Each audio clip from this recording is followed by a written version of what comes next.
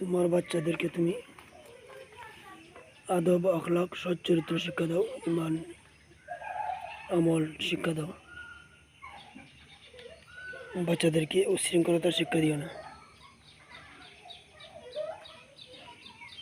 বাচ্চাদের প্রথম শিক্ষক এবং প্রথম শিক্ষিকা হলো পিতা এবং মাতা। ইহার পরে হলো মাদ্রাসা, স্কুল, কলেজের শিক্ষক। প্রাথমিক শিক্ষা তাকে যা দেওয়া হয়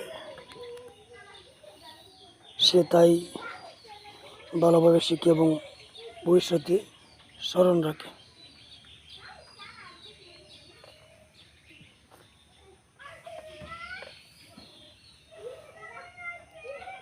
বাচ্চাদেরকে সুন্দর কথা শেখাও,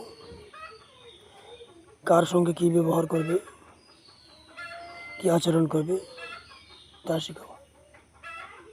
অশ্রাব্য বাক্য, অশ্রাব্য কথা কখনো তাদেরকে শিক্ষা দিও না,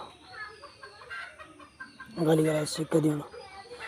যদি কোনো সময় অশ্রাব্য কথা, গালাগালিজ তার মুখ থেকে শুনতে পাও, তখন তাকে সুন্দরভাবে বুঝিয়ে দাও